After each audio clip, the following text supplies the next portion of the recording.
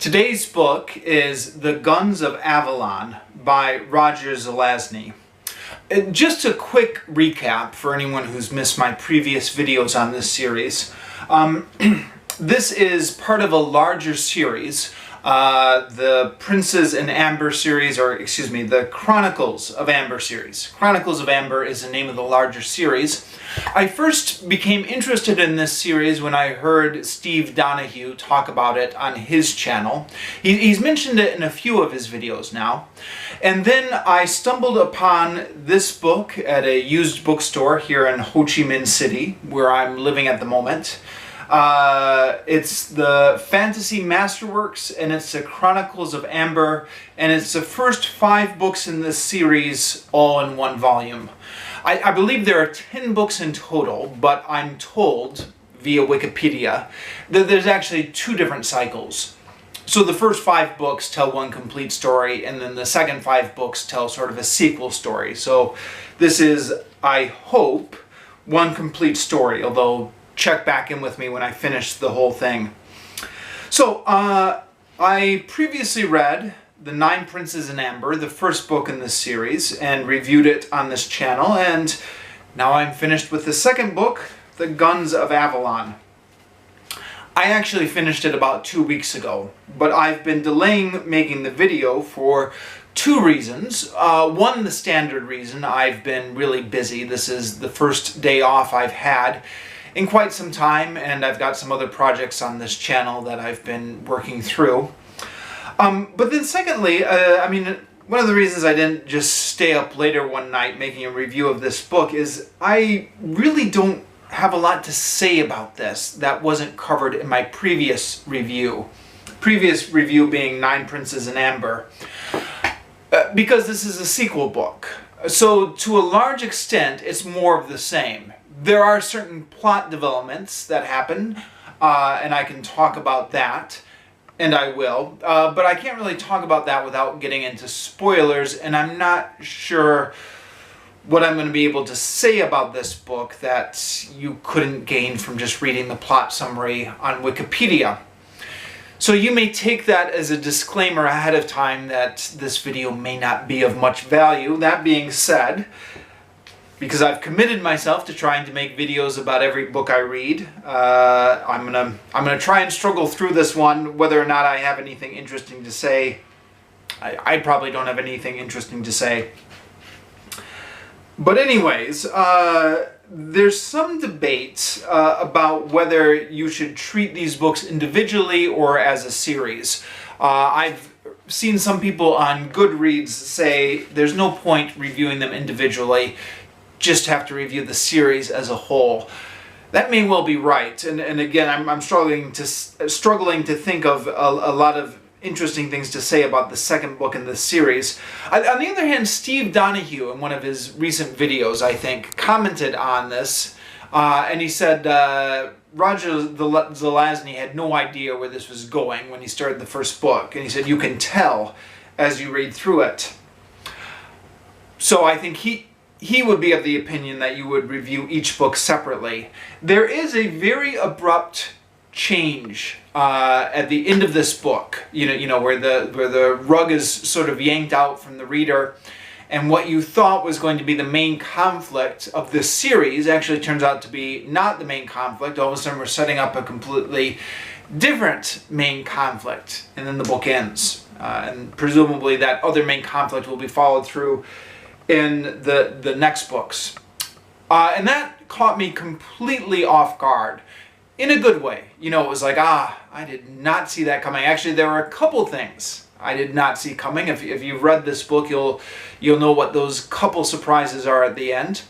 But yeah, the big one is that the main conflict is all of a sudden not the main conflict. And then something that you didn't even see coming looks like it's going to be the main conflict now. So that was either something Roger Zelazny totally did not plan out ahead of time and just went with, or it was a really clever plot twist that he had planned out all along. I don't know. But it definitely works. I mean, it surprised me when I read the book. Okay, so I'm going to get into some of the plot points here. Spoilers, I guess. So in the second book, the main character, Corey, is going into the world of Avalon. It's left a little bit in mystery, and I think deliberately left a little bit in mystery, what exactly this world Avalon is, and what exactly is its relationship to... It apparently is not the Avalon that he had known. And it's hinted that there are kind of, I guess, infinite parallel universes. And this is one of the worlds that is very similar to the Avalon that he had known, but not exactly the same. But... Oh, no, wait, sorry, I'm getting mixed up. He doesn't go into Avalon, first of all. He goes into Lorraine. He goes into Avalon second. Okay, sorry, ignore me. He's in Lorraine, and he encounters some creatures that were similar to his Avalon. Now, Avalon, of course, is associated with the King Arthur legend. I'm not really up on my King Arthur mythology, but I believe it was some sort of mystical island which doesn't actually physically exist in Britain anywhere, although there's speculation about what it might have been. It just is from the King Arthur legends.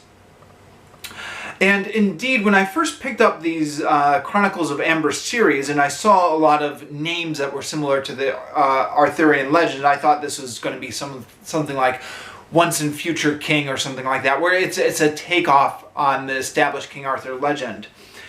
It's not at all, and yet there's definitely allusions here. There's talk of King Uther, there's a Lancelot, and of course there's Avalon. So, what's going to happen in the future? Are these Arthurian echoes going to get stronger and there's going to be more of a concrete tie? Or is he just kind of teasing us with some vague allusions to King Arthur and then it's not going to go any further? I don't know. At the moment, I guess it's just similarities in the names, and I don't know. I mean, it does seem to be hinted that this Lancelot here is some sort of parallel universe version of the Lancelot from the Arthurian legends, but it's not spelled out so concretely, unless I missed something. Now, in these parallel universes, he is fighting these demonic beings.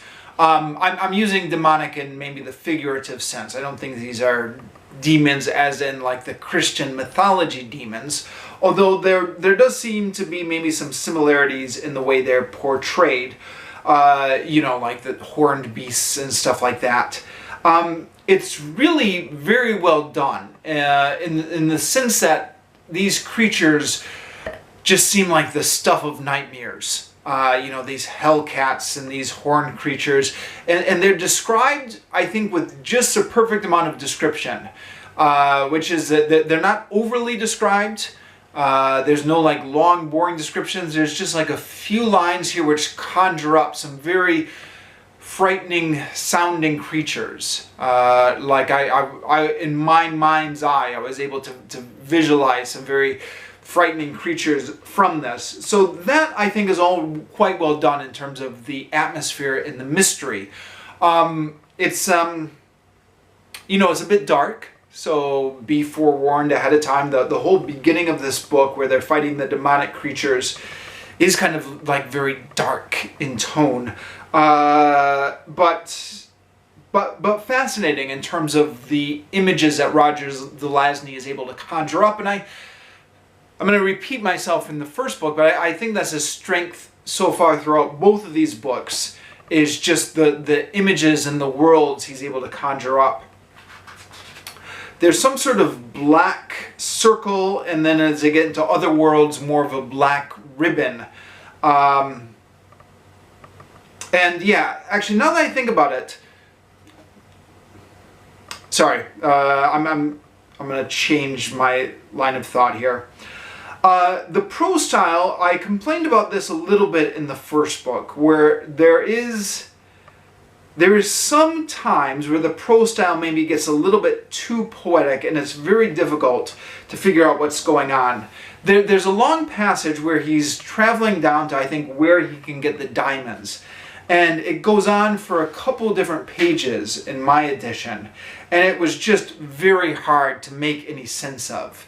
I'll just read maybe a portion of that to give you a bit of a flavor. The earth, a wound down clock, ticks and grows still. Stability, inertia.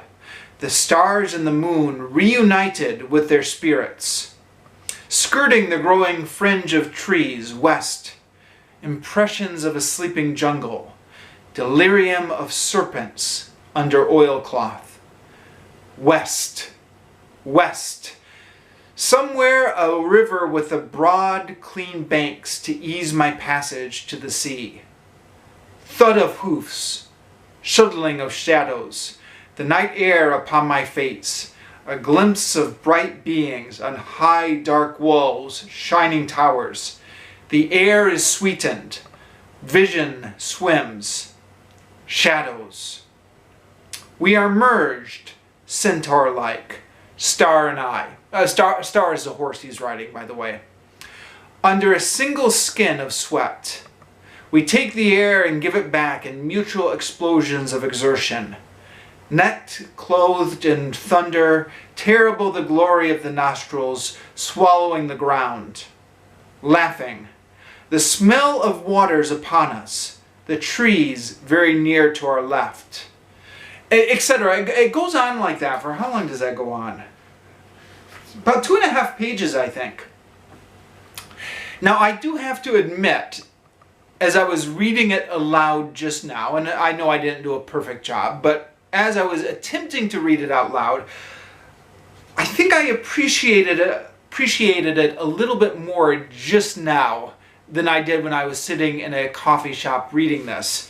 Because I was sitting with a coffee shop reading this, I just had a really hard time, number one, making sense of what was going on, and number two, keeping my focus on it. Because the more confused I got, the harder I found it to focus my attention on what was going on. In fact, I wrote that here in the margins down below.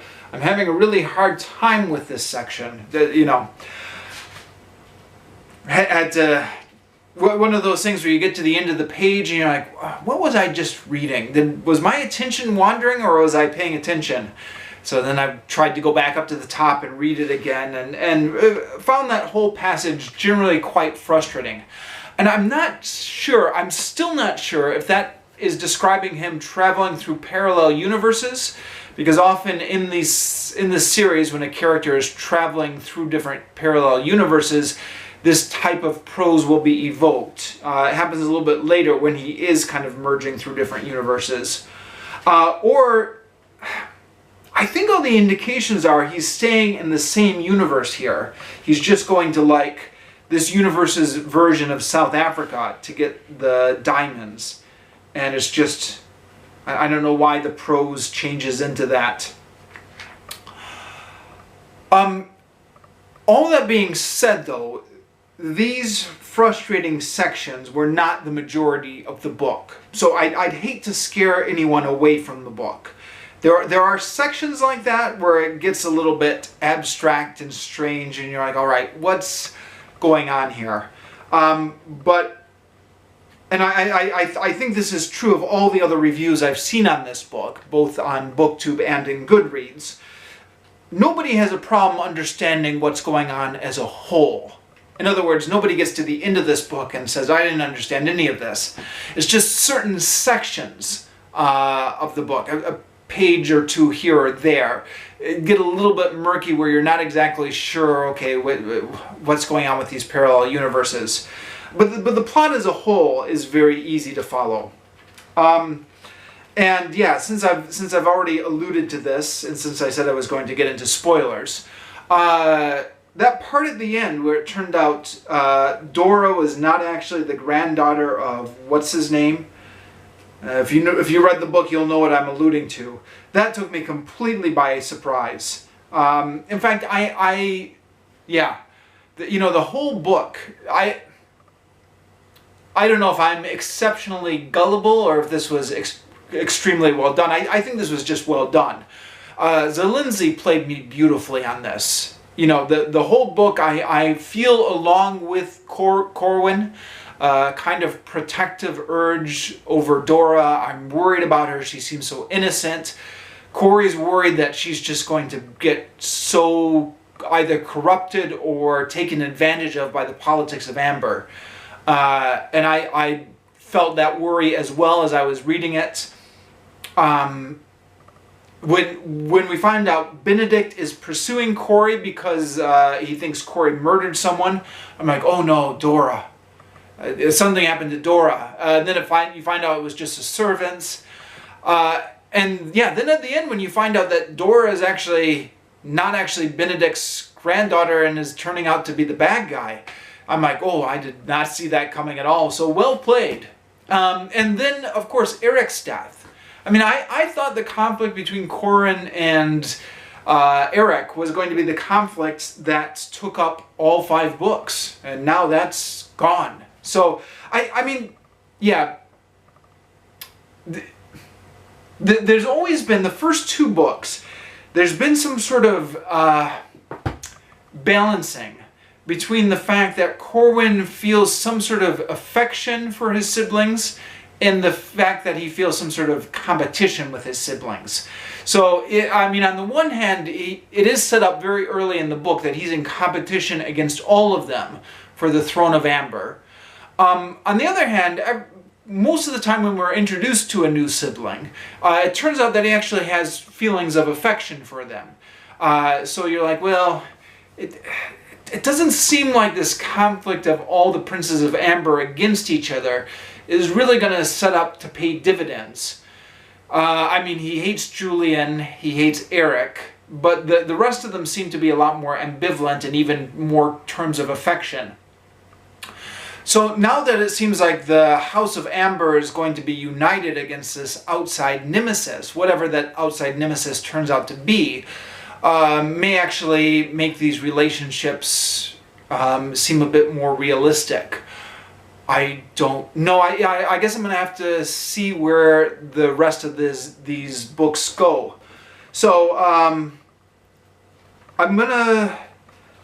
I've got some other things I'm reading at the moment, and I'm going to take a moment to maybe catch up on them.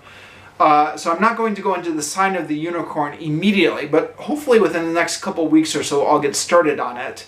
And when I do, I'll just make a short video to announce that I've gotten started on it. And yeah, then I'll see what happens. So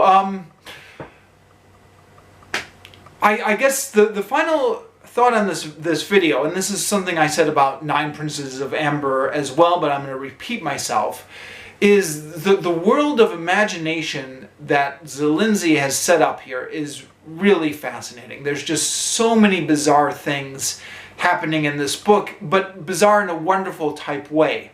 And admittedly, you have to be the type of reader who's willing to go along with that, but I'm finding it really fascinating as I'm reading through these books.